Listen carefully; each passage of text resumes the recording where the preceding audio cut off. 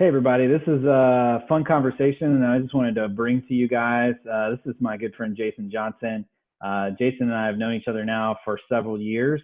Actually, hilariously enough, we're doing ministry in Texas together for a number of years at the same time. I knew of Jason, but had never engaged him, and actually met him once I came on staff at Southeast, met him in Louisville at an Orphan Care Alliance event.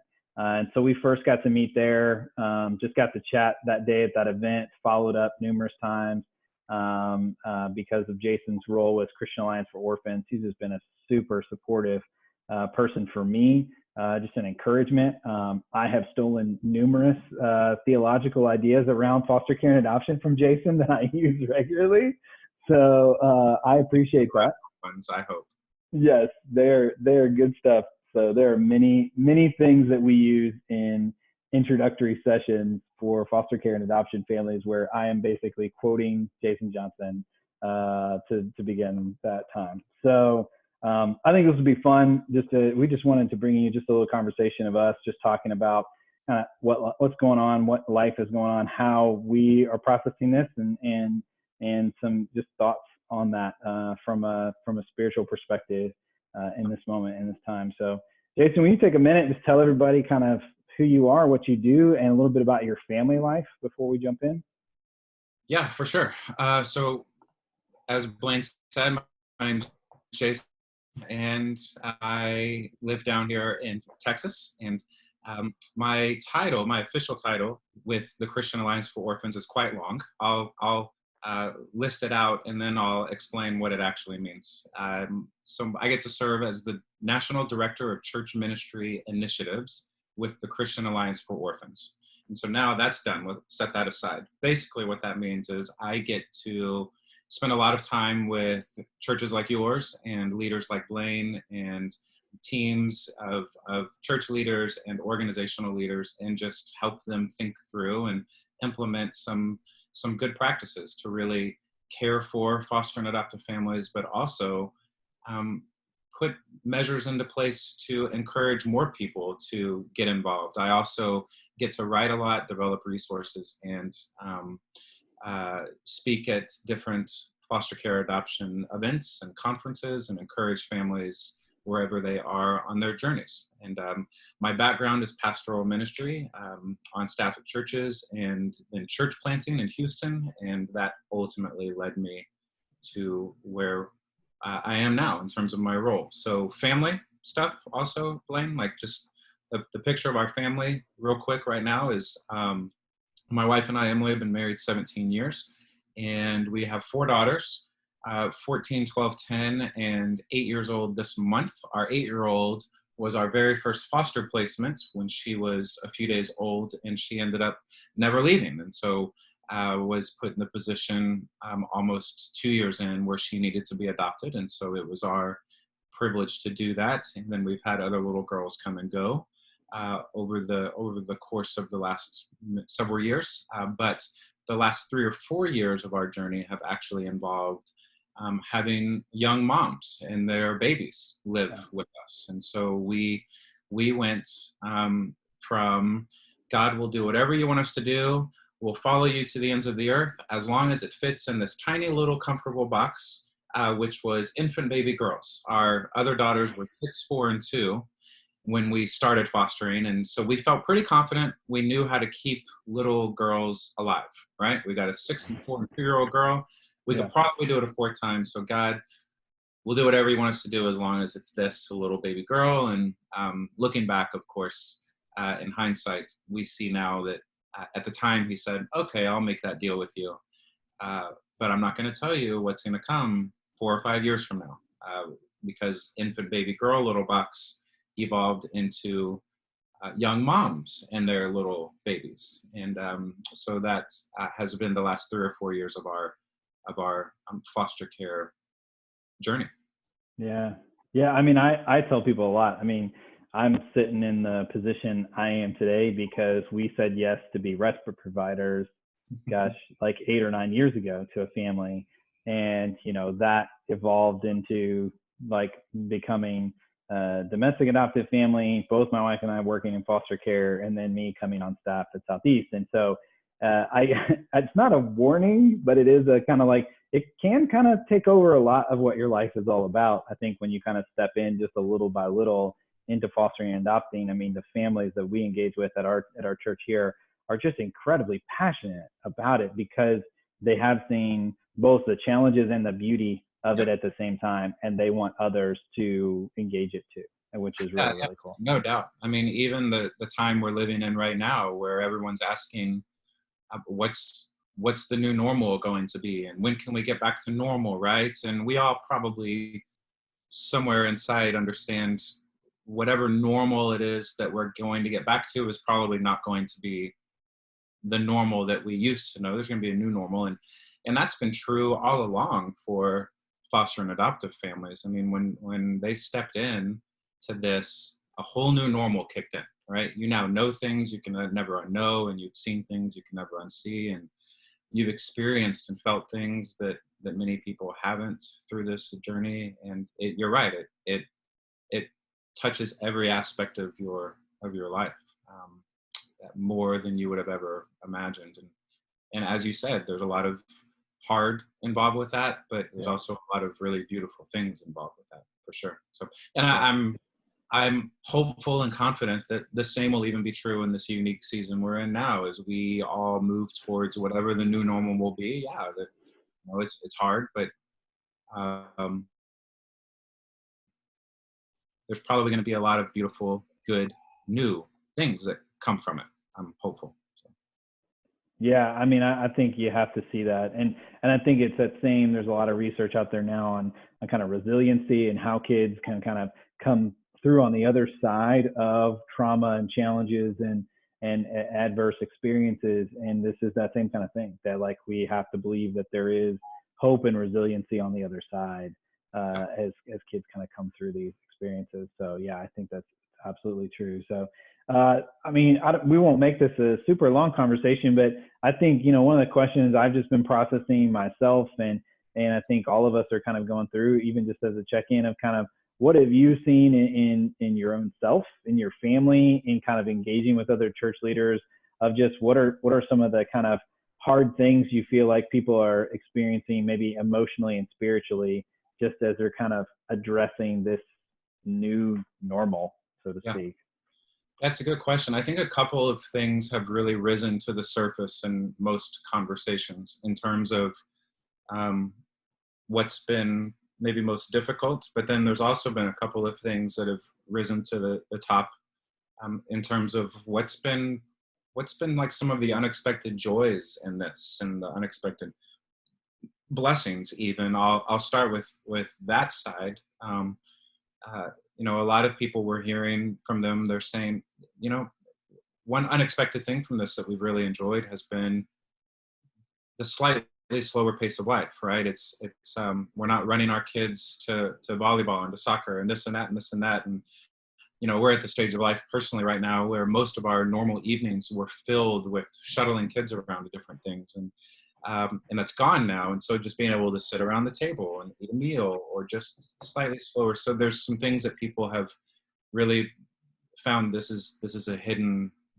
joy in this, but that's also on top of some real struggles. And I think number one that we're hearing most often and that a lot of church leaders and ministries are really trying to press into is just staying connected. Just we're built for relationship, for a need for one another. And how do we do that when there's so many restrictions on us? And if you're a foster and adoptive family, you already know that kind of the natural trajectory sometimes is to feel a little bit lonely and isolated in your experiences that a lot of people can't relate to. And we just kind of corner ourselves over here in our own experiences and nobody else can really relate or understand. And so the natural trajectory is to feel alone and isolated at times, and multiply that times, 1,000 right now, just being separate. So just being super intentional about being creative to stay connected with people. And like what we're doing now, just Zoom can be awkward sometimes. And, can you hear me? Can you not hear me? There's internet connect problems and kids flying through the background and, and it's a mess, but just being able to see each other's faces there's value in that. And So number one, just it's revealing in a lot of people what we already knew was true, which is I just really need community. Yeah.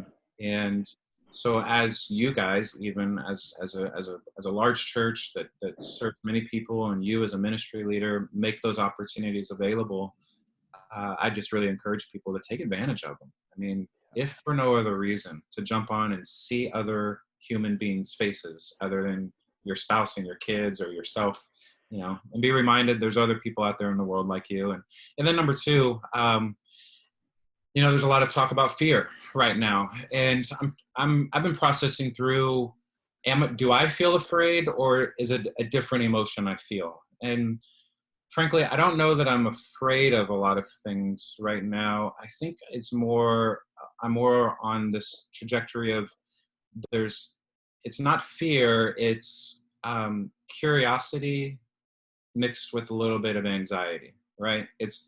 I'm not afraid I'm going to get sick. And I know some people are, and rightfully so. I'm not afraid of certain things. I'm more concerned of, I don't know, like, when this is all going to be over, whatever that means. Yeah. So, like, give me a date. Like, tell me on May 4th, you can leave your house and go to Starbucks again, right? Like, okay, I'm good. I'll buy my time till May 4th. But since there's no, like, I think where people are really struggling is there's no definitive ending. And so how do we live? There's no, like, certainty in the future, right? And that's where we're seeing a lot of people kind of bring to the table. It feels like fear, but I think it's maybe deeper than that a lot of people are feeling. It's more of certainty. Yeah. When I think too, like when I think about that fear and that uncertainty, like it's one of those things we coach families on, right, that are entering foster care and adoptive worlds, is that kids need structure, they need routine, that they've lived in uncertainty, and that's left them in that fear part of their brain to where they, like, if you just, hey, come on in, it's great, like just do your homework when you want to, whatever you want to do. And kids are like, wait, what? And so that structure helps us. And I think for me, and I know I feel that as I'm an extraordinary planner. I love to see as far out as I can. And I'm like, yeah, I can't see much past the next couple of weeks. Like I can plan the next couple of weeks, but like events that are happening this summer or things we were thinking about for the fall, it's kind of pause button right now on a lot of that stuff, because it is uncertain of just what life will look like. And that does create, yeah, I'm with you. It's not, I don't really feel fear around that, but it's just that I wish I knew. Like, I just want to know. I think we all as creatures want to be all knowing, and we're not. And that's that thing this is just bringing it to the fore. We didn't know that much to begin with, but we thought we did. We thought we had a lot of control. We thought we knew a lot. And then those things we did have control over were now taken away from us. Exactly. I think that's the nail on the head. It feels like fear, but I think if we leave it there, maybe we miss the opportunity to really learn from it and to press into God with it, right? It's not so much that I don't have faith. People will often say fear is the opposite of faith. And I understand the sentiment, but I also want us to understand you can have faith and still kind of struggle with the uncertainty. Like, it's not, hey, if you feel these things, then you must not have faith. No, I'd say no.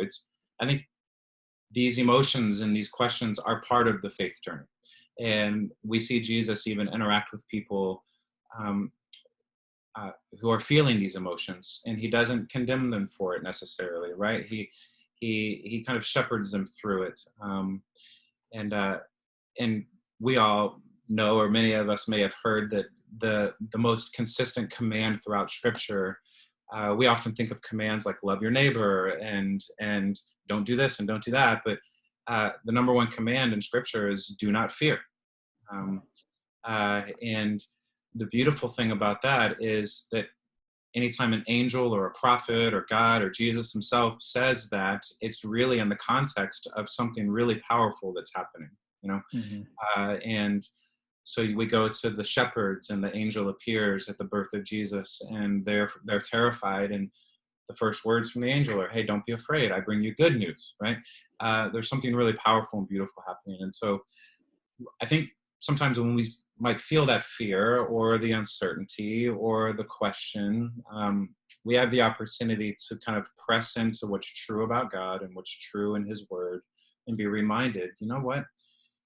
It's through these uncertain times when the disciples are freaking out because they think the boat is going to capsize in the storm and Jesus is asleep at the bottom, and he again comes up and says, well, guys, what do you don't need to be afraid. Like, I just remember what's true about me, and trust that I got this, and there's going to be some really beautiful and powerful things that come out of it.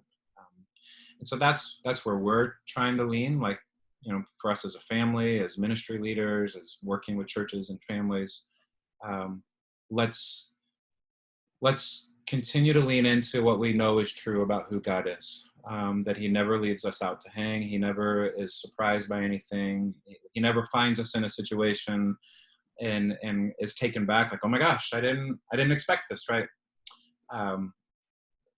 He just is asleep in the bottom of the boat and comes up and says, hey guys, I know it seems like you should be afraid. You don't need to be afraid. It's going to be okay. Yeah. And those are the moments where we're actually dependent on God to actually intervene. And again, it goes back to that, like when we're not in an attitude of dependency, it can feel very easy to just kind of go about our lives and not worry about what's going on because we've got it. Like, I've got this, I'm not worried. But when I think in these kind of moments, this is when you pray, like, the Lord is my shepherd, or give me this day my daily bread. And you're going, yeah, I'm serious about that, because there wasn't any bread on the shelves in the grocery store the last time I went, right? And so there's a level at which I think, especially those of us who are in, first world countries, like, this is not a life we're used to living, where there's scarcity or fear or those kind of things, that we're used to going wherever we want and doing whatever we want whenever we want. But this has brought up newness for us in a lot of ways. But yeah, I think for those of us that, if we're really plugged in the foster and adoptive community, we realize, like, our kids have lived this life. Like, in many ways, we're experiencing some of the trauma and things that they experienced probably as kids, of food scarcity, of instability, of uncertainty. Like, we are experiencing some of that same stuff that they have experienced in their lives. Yeah, no doubt. And I think a couple of things, in particular, when God really kind of began to open up our home and our hearts to having young moms with new babies live in our home, one of the things I learned most profoundly from them was the life that they had lived for many, many years was one of scarcity and survival. And there was really no forethought of what tomorrow holds or dreaming about the future, because they just needed to survive today. And when all that I have is the capacity to survive today, it leaves no room for me to dream about tomorrow. And I think most of us probably aren't experiencing it to the depths of that level. Like, if I don't forage for my food and go kill the squirrel in my backyard today, I won't eat. Like, we're not at that level. Yeah. But we are getting a small taste of what it feels like to be so ingrained in today that we kind of lose sight of the hope of tomorrow. Yeah. And we learned that from these moms who really came from hard places, and really our hope for them, and even for kids that we're serving in foster care adoption, who it's been survival life and scarcity, that we're now being offered a little taste of what that feels like, perhaps so that we can relate better and we can love better and we can step into that more intimately with them. But I also think, for foster and adoptive families who have been in this for any period of time, there's some muscle memory as well, in terms of, hey, we've been kind of in the training ground. Like, we've been learning how to do hard things for a long time now. And so now we're confronted with this hard season. And I think a lot of people the muscles that have been trained for months or years of fostering or adopting are kicking in, and they're going, hey, you know what? We're actually we're doing all right, because like we've been doing hard things for quite a while now, and we've been figuring things out day in and day out for quite a while now. And so I also even want to encourage families in that um, uh, God has been using your family and your experiences along this journey, so that when you encounter seasons like this, maybe you can look around and be a little bit encouraged, like, wow, we can do hard things, Yeah. and we're going to be okay. And not just because of the season we're in now, but because we've seen God's faithfulness towards us for the last months or years, even leading up to this. We can do hard things, and we're going to be okay. And we've seen it over and over again, and we'll see it again now. Yeah. Yeah. No, I mean, so I said it at the beginning of the conversation, but I really did. I took this idea from you, and I've employed it a lot of places, but it goes back to that, right? Incarnational theology of like, that's what Jesus did for us, is God was willing to send his son to come and be with us and do hard things. And that's what we're asking families to do in the foster and adoption realm, is to go draw close to that kid who's hurting and do the hard work of offering hope and healing to them through the grace of God, not because we are hope and healing in and of ourselves, but that's who we're modeling. And yeah, I mean, I think that does build up, like you said, I love that muscle imagery, right? That's built up some muscle memory of, yeah, we've done this. Man, I've seen some families, in our church who've, took placement of kids a week before this happened, and are going like, hey, Yeah. this is not normal. Sorry, like we're gonna all be here together, but like we're gonna get through this and we're gonna figure it out. And it's been a challenge for their family to kind of adjust to this, not just adjust to a new kid coming into the home, but now like a whole new normal of what's going on. And I think that's requiring a lot of depth and a lot of resiliency on their part. It's super impressive. Yeah, and I think right along those lines, for families who maybe have even been considering, is foster care or adoption for us? Like, I hope that through this season, one thing that's revealed in them is, hey, we can do hard things. And maybe one of our questions or our hesitations towards stepping into hard places has been, I don't know if we have what it takes to do hard things. And I think one thing that this season is going to teach many of us, if not most of us, is we can do hard things and be okay. And so the need is going to exponentially rise when this is all said and done, for more families to step up, because there are kids right now who are flying under the radar that normally would have been removed from their home, or DHS or CPS would have stepped in, but because teachers aren't involved in their lives, counselors, coaches, they're not able to see all that's going on in their home. So right now we know, and we've seen the information online about, there are likely kids, or there definitely are kids right now who are stuck in homes that are abusive, and they're stuck there. And the fact that they're not in school, they're not seeing teachers, they're not seeing coaches who are usually keeping an eye on things like this. We're seeing the numbers of investigations drop and the numbers of kids being removed dropped. And on paper, it looks good. Like, oh, that's great. Less kids are going into foster care. But in the real world, it's horrifying, because it really means those kids should be, just no one's there to protect them. Yeah. And so when we do get back to getting out in public and being around each other, we're going to see the need arise. But at the same time, I think we're going to also see an increase with people, especially in our churches, I hope and pray, who have now discovered in a very real way, hey, we can do hard things. And the need is now more than ever, but we can do hard things. So let's step in and help fill that need. Yeah, I think I've already heard from some social workers that their investigations are already starting to go up. That some of those things are getting alerted, which I think is good that they're stepping in.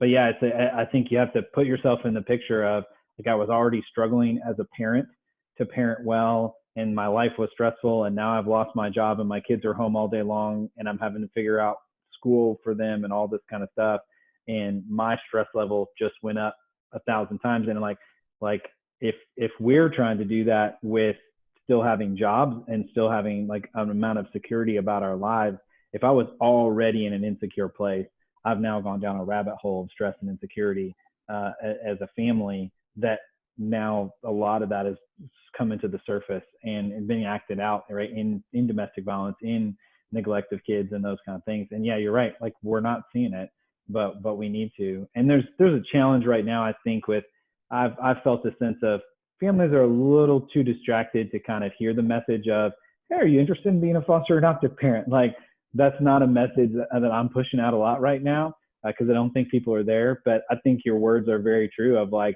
one of the ways to think about this is, hey, you probably found that you didn't need all the things that you used to need in your family. Could you take some of that extra time and energy and put it into this?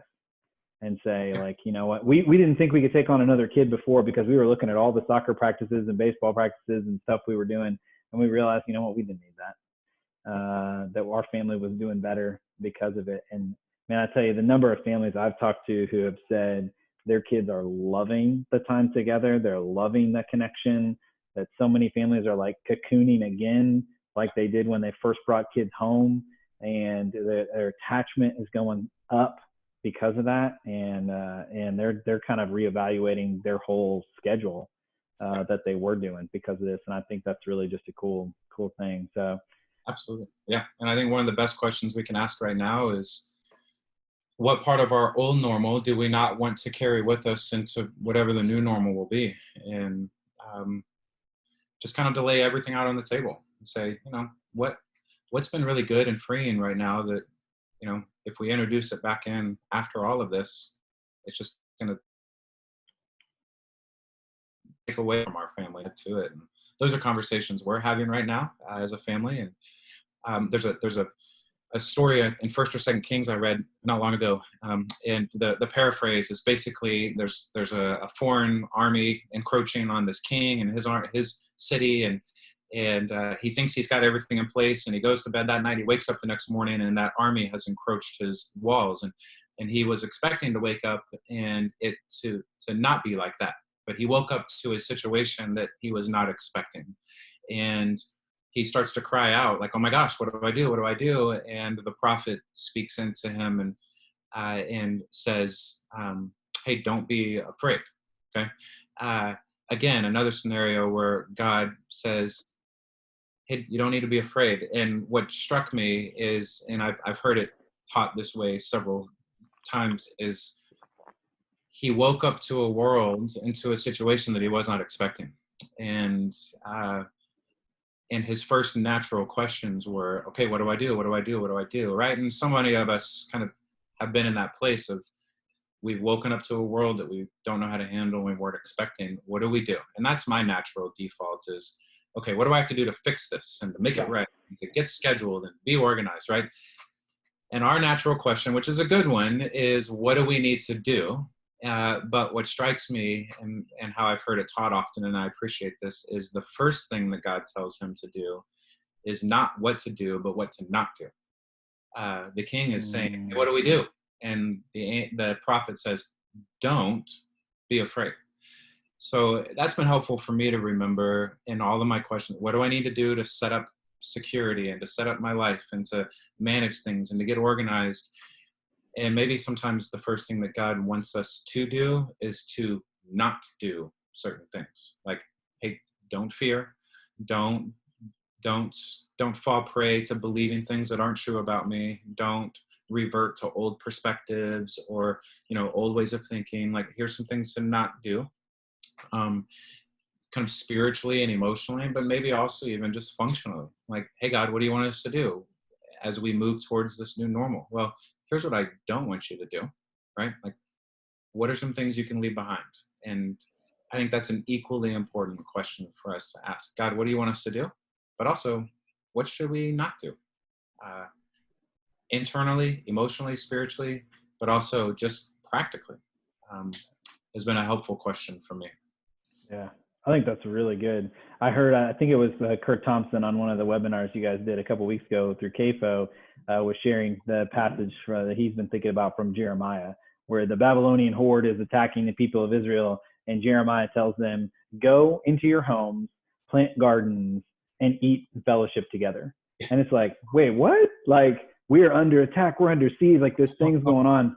Yeah, this whole thing's going on outside our worlds. What should I go do to attack the Babylonians and plan a scheme to like figure out how to overcome them? And he says, no, just go huddle up together, plant gardens, and be with each other. And it's like, okay, that doesn't sound like what I should like spend my energy on. But that's that same thing, right?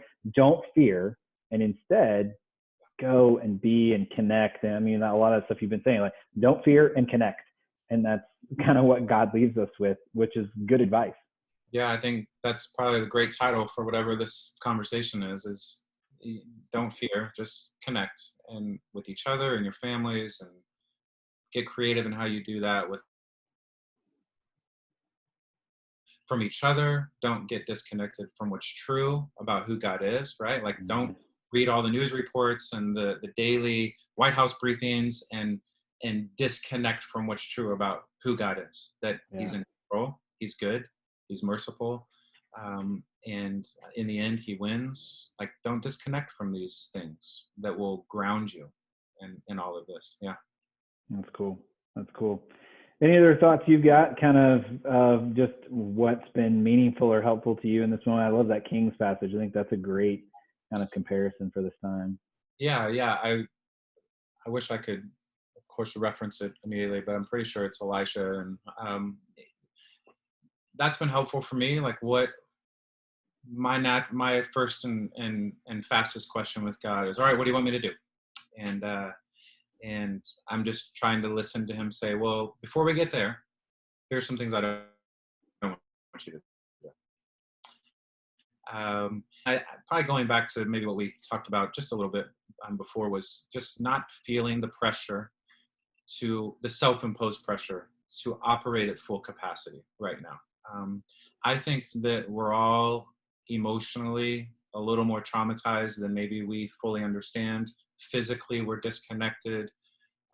Functionally, we're just all out of sorts. Like we don't even know what day it is. Like, like today's Thursday that we're shooting this on, but it feels like Friday, which also feels like Saturday now, because every day feels like so we're just all out of sorts, and our lives are disrupted. And I think we just need to give each other and ourselves, probably starting with ourselves, and I'm preaching to myself here, a lot of grace to understand I really can't expect myself to operate at full capacity like the way that I want to. And it's okay sometimes to just sit down and read or watch a Netflix show, or like maybe there's something in most of us that's hardwired. I don't know if it's American or if it's just human, like this need for activity and production and